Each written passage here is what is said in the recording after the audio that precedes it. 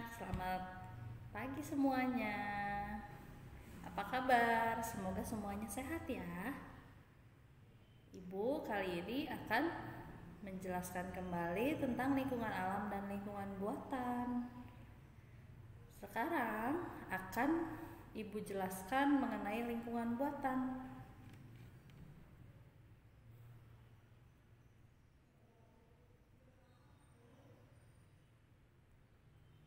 Apa sih lingkungan buatan?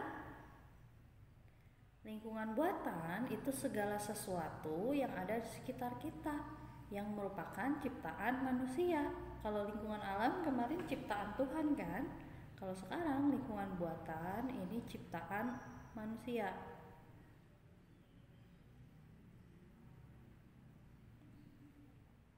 Nah, Ibu akan jelaskan contoh-contoh dari lingkungan buatan. Yang pertama kita bahas tentang permukiman. Apa sih permukiman? Kalian lihat, perhatikan gambar. Ini gambar tempat tinggal kita kan? Ya. Ada rumah, ada gedung, ada fasilitas-fasilitas umum.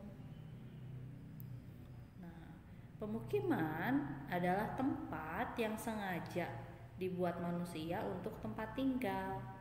Permukiman ini biasanya terdiri dari perumahan, gedung-gedung, perkantoran, ada tempat ibadah, ada museum, ada jalan, dan masih banyak yang lainnya. Untuk apa sih dibuat permukiman ini? Ternyata permukiman ini dibuat agar lingkungan tempat tinggal kita ini lebih teratur dan juga lebih tertib. Tidak terbayangkan kan jika tidak ada permukiman, kita mau tinggal di mana? Terus letak-letaknya juga sudah diatur. Kalau misalnya tidak diatur, yang satu misalnya isinya hanya perumahan saja, tidak ada fasilitas lain, kita juga tidak bisa apa-apa. Fasilitas-fasilitas itu harus lengkap kan ya?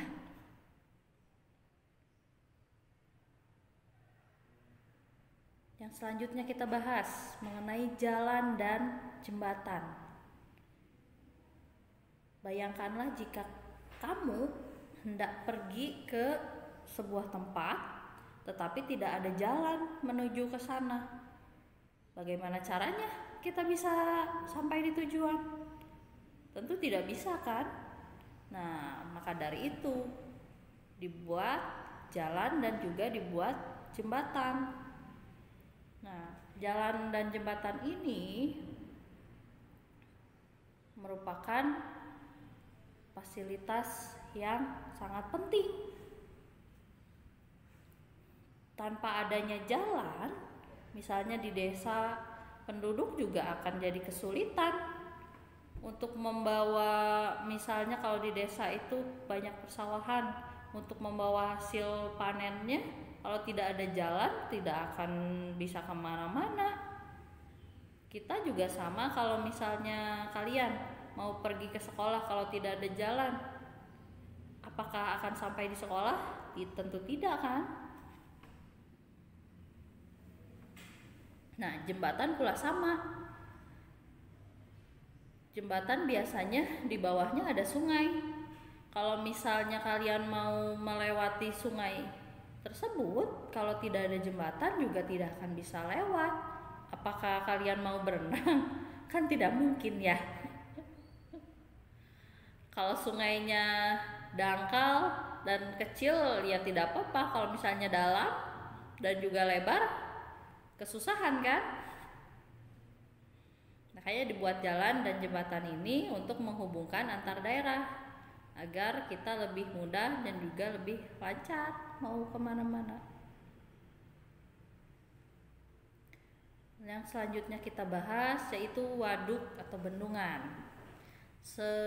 Sebelumnya di lingkungan alam sudah kita bahas tentang danau. Ya, nah, kalian masih ingat kan? Danau itu ada danau alami dan juga ada danau buatan. Nah, waduk sama bendungan ini, waduk atau bendungan ini berhubungan dengan danau. Waduk bendungan ini disebutnya danau buatan. Ya, waduk atau bendungan ini disebut juga danau buatan. Kalian bisa lihat gambar. Ini yang disebut waduk atau bendungan. Biasanya asalnya dari air sungai yang mengalir dan dibendung, makanya dibuat menjadi bendungan atau waduk. Nah, bendungan atau waduk ini merupakan kolam besar tempat untuk menyimpan air. Airnya untuk apa saja kegunaannya? Yang rumahnya penduduk di dekat rumahnya dekat waduk atau bendungan ini biasanya airnya dipakai untuk mengairi sawahnya harus selalu ada air kan, namanya sawah. Kalau misalnya tidak ada air, si padinya tidak akan bisa tumbuh dengan baik. Nah, si waduk bendungan ini juga dipakai untuk memelihara atau budidaya ikan. Di dalamnya ada ikan air tawar. Biasanya juga dipakai tempat rekreasi, tempat liburan, tempat main. Nah, dan yang terakhir biasanya dipakai untuk pembangkit listrik tenaga air atau PLTA. Kalian lihat di gambar di situ ya. Ada yang semacam seperti pagar-pagar itu ya, sebagai penahan. Nah, di dalamnya situ ada yang disebut turbin. Turbin itu bentuknya seperti kincir. Dia bisa berputar. Nah, ketika airnya dibendung, airnya melewati si turbin tersebut. Nah, turbinnya berputar. Nah, perputarannya itu bisa menghasilkan listrik, yaitu jadinya PLTA disebutnya, pembangkit listrik tenaga air. Jadi memutarkan turbin sehingga menghasilkan listrik, asalnya dari air, aliran air. Mengerti sampai situ? Kita lanjut ke lingkungan buatan berikutnya, mengenai persawahan atau sawah. Kalau yang rumahnya di desa sudah tidak aneh melihat sawah. Kalau di perkotaan sudah jarang ya persawahan. Lihat gambar sawah, ada petani yang sedang menanam padi. Nah, sawah adalah tempat yang digarap dan diairi untuk menanam padi biasanya ya. Nah, sawah ini yang kita tahu berada di pedesaan yang seperti ibu bilang sebelumnya. Di perkotaan sudah jarang sekali, tapi ada di beberapa perkotaan, tapi di pinggiran kota ya, tidak di tengah kotanya. Nah, sawah yang ada di Indonesia ini ada 4 macam. Ada yang pertama sawah pasang surut.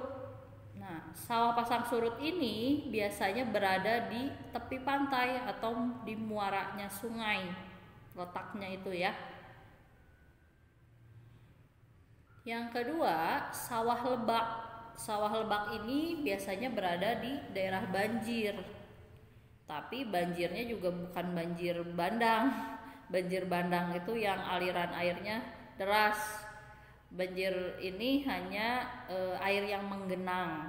Jadi walaupun airnya menggenang, tapi tetap si sawahnya masih bisa menghasilkan padi. Bisa dipakai menanam padi. Nah, yang ketiga, sawah tadah hujan. Sawah tadah hujan ini sawah yang khusus, tidak seperti sawah-sawah yang lainnya. Kalau sawah yang lainnya butuh air yang banyak, kalau sawah tadah hujan ini justru sawah yang airnya hanya didapatkan dari air hujan. Nah, letaknya sawah tadah hujan ini biasanya di perbukitan. Jadi yang biasa kita tahu sawah itu rata ya di tanah yang datar, kalau sawah tada hujan ini tanahnya tidak datar, justru miring tanahnya di perbukitan. Jadi si petaninya naik turun bukit ketika menanam padinya. Sama menanam padi juga menghasilkan beras juga, hanya airnya yang didapat dari air hujan. Dia hanya mengharapkan air hujan. Yang keempat, sawah irigasi. Nah, sawah irigasi ini ya sawah yang kita tahu di kehidupan sehari-hari kita. Sawah yang ada di gambar itu, sawah yang pengairannya harus teratur, harus mendapatkan air terus.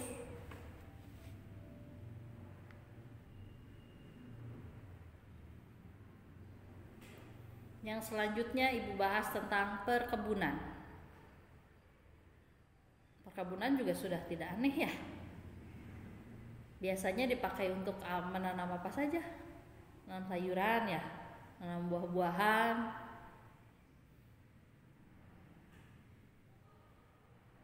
Kalian bisa lihat gambar, ada yang untuk kebun stroberi, kebun buah naga, kebun semangka, ada kebun sayur-sayuran.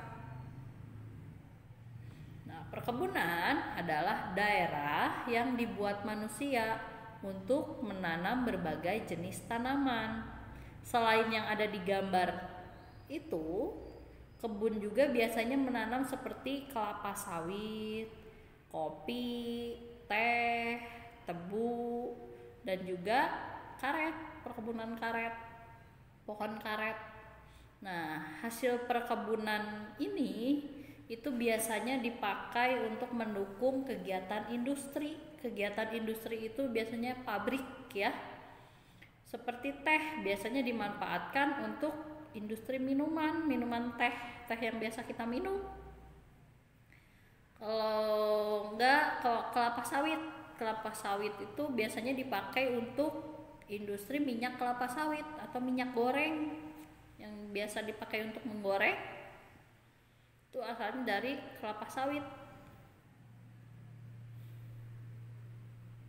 Yang selanjutnya kita bahas tentang bandar udara atau dikenal dengan bandara yang kita tahu ya.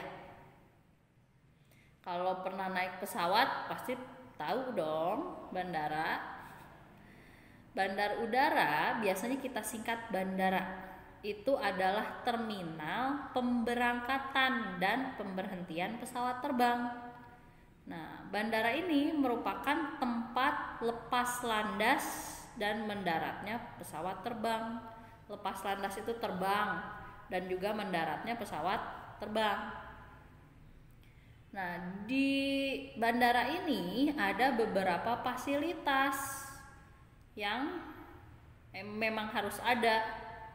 Yang pertama, landas pacu atau landasan pacu.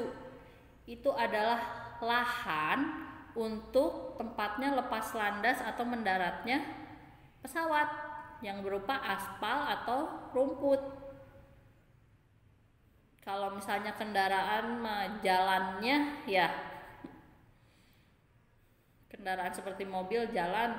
Nah, pesawat juga sama. Kalau jika ingin lepas landas atau mendarat harus ada tempatnya kan. Nah, itu disebutnya landas pacu atau landasan pacu. Yang kedua, apron. Apron ini tempat parkirnya pesawat. Pesawat ketika berhenti di bandara tidak akan mungkin terbang, ketika mendarat tidak akan langsung terbang lagi kan, pasti harus diparkir. Nah, parkirnya tempatnya namanya apron. Fasilitas lainnya ada tempat pengisian bahan bakar pesawat. Nah, bahan bakar pesawat ini berbeda dengan bahan bakar mobil, motor. Memang asalnya dari minyak bumi bahan bakar ini. Tapi bahan di dalamnya kandungan kimianya berbeda untuk pesawat. Nama bahan bakarnya untuk pesawat itu aftur. Fasilitas lainnya yang harus ada terminalnya. Ini tempat kita biasanya boarding pass, mau berangkat, mau cek kelengkapannya, KTP, tiket, segala macam itu ada di terminal. Terus ada juga disebut Air Traffic Control atau ATC. Itu disebutnya pemantau lalu lintas udara. Di udara juga sama, agar misalnya tidak terjadi tabrakan atau kecelakaan harus ada pengaturnya. Ada jalur-jalurnya juga di udara, sama seperti di darat. Nah, si pemantaunya ini disebutnya ATC. Biasanya kalau di bandara bentuknya seperti menara. Nah, manfaatnya apa sih bandara? Kalian pasti udah tahu kan, bandara ini sebagai terminal dan penyedia layanan transportasi udara bagi manusia dan juga barang. Bukan hanya kita ya yang bisa naik pesawat, barang juga kalau mau dikirim bisa pakai pesawat. Yang selanjutnya kita bahas tentang pelabuhan. Pelabuhan hampir sama seperti bandara, hanya kalau bandara itu pesawat, kalau pelabuhan itu kapal laut. Nah, pelabuhan adalah tempat atau fasilitas di ujung laut, sungai, atau danau untuk menerima kapal dan memindahkan barang kargo. Selain barang kargo, juga bisa penumpang ya ke dalam kapal itu. Nah, pelabuhan ini biasanya dibuat di daerah perairan yang terlindungi dari gelombang laut. Jadi jauh dari gelombang laut, jadi airnya stabil. Kalau misalnya banyak gelombang, kita juga susah kan untuk menaikkan atau menurunkan penumpang atau barang. Nah, fasilitas apa saja sih yang ada di pelabuhan? Nah, yang ada di pelabuhan yang pertama itu ada dermaga. Dermaga ini tempat di mana kapal itu bertambat. Bertambat itu semacam mendekat ke darat. Nah, tidak mungkin kan kalau kapal laut itu naik ke darat, pasti masih harus tetap di atas air. Hanya dia semacam menempel, mendekat ke darat. Nanti ada semacam jembatan atau jalan, biasanya penghubung untuk naik turunnya. Nah, tempat di mana kapalnya bertambat itu disebutnya dermaga. Yang kedua ada crane. Crane ini semacam alat pencapit. Jadi alat untuk melaksanakan kegiatan bongkar muat barang, memindahkan barang dari misalnya darat mau ke kapal. Kalau tidak dari kapal, sebaliknya ya, dari kapal mau dipindahkan ke darat, ini diangkat pakai alat namanya crane. Crane itu semacam alat pencapit. Yang ketiga, ini gudang laut atau transito. Transito ini tempat untuk menyimpan muatan dari kapal atau yang akan dipindahkan ke kapal. Ini gudang laut disebutnya transito.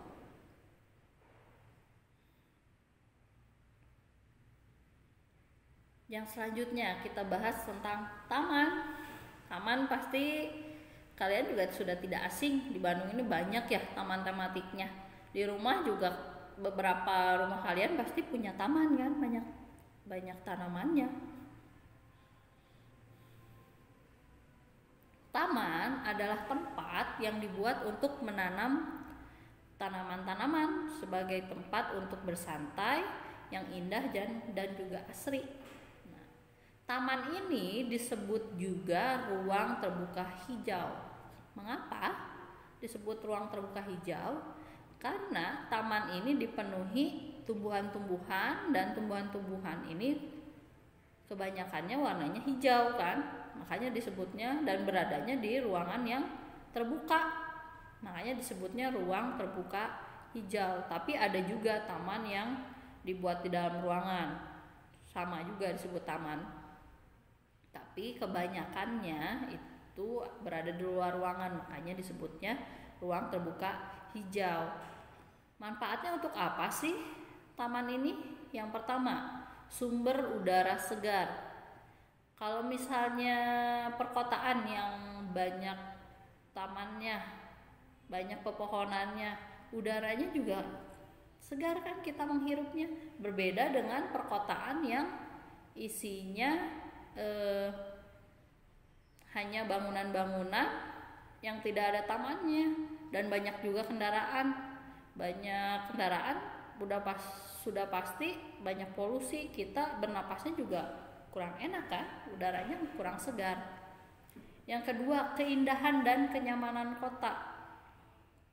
Kota yang banyak tamannya juga terlihatnya akan indah dan kita juga merasa nyaman. Yang ketiga, yang tadi kita bahas, mengurangi polusi. Tanaman itu menghirup, tanaman juga termasuk makhluk hidup kan. Nah, makhluk hidup itu bernapas ya, salah satu cirinya. Jadi kita bahas IPA juga nih.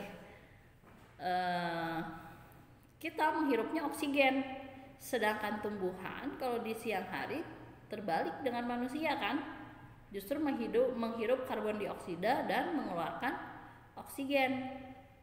Nah, ini hubungannya sama polusi. Kalau misalnya banyak pepohonan atau tanaman, si udaranya kan jadi segar kan, kita juga bernapasnya jadi enak. Nah, polusi ini akan bukan terhindar, polusi ini akan diatasi jadinya oleh pepohonan ini. Jadi udaranya, kita juga bernapasnya juga jadi enak. Si polusi udaranya jadi tidak ada, keserap mereka sama pepohonan ini, sama tumbuhan hijau ini. Yang berikutnya, tempat rekreasi dan juga tempat olahraga. Biasanya taman dipakai untuk bersantai, ngadem ya, biasanya olahraga kalau pagi-pagi. Dan yang terakhir, tempat penyerapan air agar tidak banjir. Nah, kalau banyak tanaman atau tumbuhan, air hujan itu bisa terserap oleh akarnya tumbuhan. Terbayang kalau misalnya tidak ada tumbuhan, yang ada tanah, hanya aspal, itu airnya tidak akan terserap ke tanah. Yang ada jadinya banjir, airnya menggenang. Makanya dengan banyak tanaman ini, penyerapan airnya juga jadi lebih baik, jadi tidak akan banjir. Nah, contoh lingkungan buatan lainnya, ini ada beberapa. Ada pabrik juga termasuk lingkungan buatan. Ada juga pasar juga termasuk lingkungan buatan. Ini ada jalan, ada trotoar ya, ada bangunan-bangunan, ini juga sama termasuk lingkungan buatan.